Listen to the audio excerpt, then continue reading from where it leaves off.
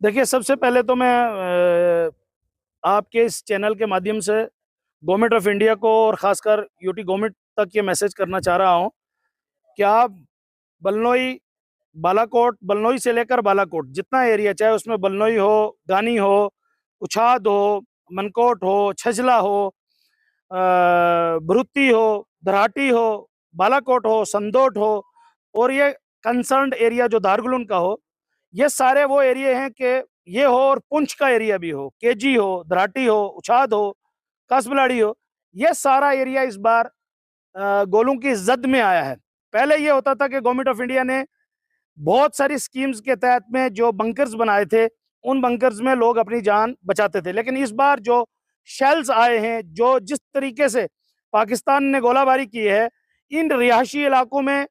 खासकर मेंढर के अंदर में और पुंछ के अंदर में लोगों का काफी नुकसान हुआ है। हम सबसे पहले कंडेम्ड करते हैं कि जो जानी नुकसान हुआ है वो किसी भी इंसान का हो, निहत्थे का खून जो बहा है, उस निहत्थे खून का, चाहे वो हिंदू का हो, मुस्लिम का हो, सिख का हो, इंसानियत का जो कत्ल हुआ है उसको हम कंडेम्ड करते हैं। और इस कम्युनिटी की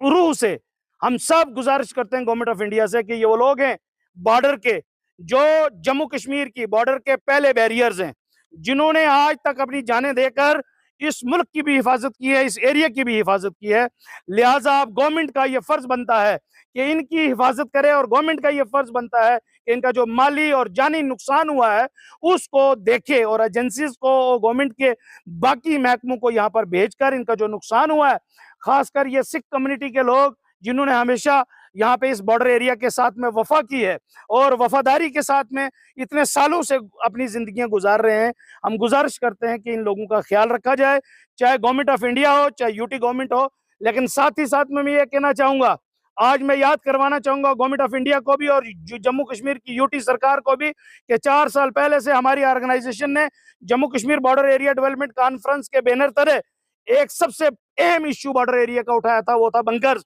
जिसके लिए गवर्नमेंट ऑफ इंडिया ने 410 करोड़ रुपए सैंक्शन भी किए थे। जब हम ये आवाज बुलंद कर रहे थे तो कुछ लोग इसका मजाक उड़ा रहे थे। आज मैं आपको कह रहा हूं कि कम से कम 100 करोड़ के करीब जो है पैसा पुंछ ने रिलीज किया, लेकिन बंकर अगर आज इन लोगों के पास अवेलेबल होते तो हमारी कीमती जानें बच जाती। मैं फिर भी गवर्नमेंट ऑफ इंडिया से ये कहना चाहूंगा कि पुराने जो बंकर्स बने थे,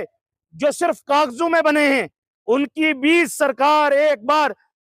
पता करे उसके बारे में। और ये जो जो जाने अब जा रही हैं, ये जो एरिया इस बार शेलिंग के अंदर में आया है, उस पूरे एरिया को बंकर्स की स्कीम के अंदर में इंक्लूड किया जाए और तमाम घरों में बंकर्स को पहुंचाया जाए, क्योंकि हिंदुस्तान के सबसे पहले बैरियर इस पूरे हिंदुस्तान की हिफाजत के लिए ये बॉर्डर के लोग हैं, जिन्होंने अपनी जानों को निछावर करके अपने मुल्क की हिफाजत की है। लिहाजा इसके अलावा जो कंपनसेशन गवर्नमेंट ऑफ इंडिया और जम्मू कश्मीर यूटी सरकार इन तक पहुंचाए, लोगों का ध्यान रखा जाए, लोगों के हर लिहाज से पानी बिजली का भी ध्यान रखा जाए। हम शाना बशाना लोगों के साथ इंशाअल्लाह तबारिक व तआला बिना मजहब व मिल्लत ग्राउंड के ऊपर इस वक्त इस हालात में खड़े हैं। और हम गुजारिश करते हैं आम अपने तमाम लोगों से भी कि किसी तरह की इमरजेंसी में वो हमें कांटेक्ट कर सकते हैं, वो हमें बुला सकते हैं, वो हमें पूछ सकते हैं और इंशाअल्लाह हम शाना बशाना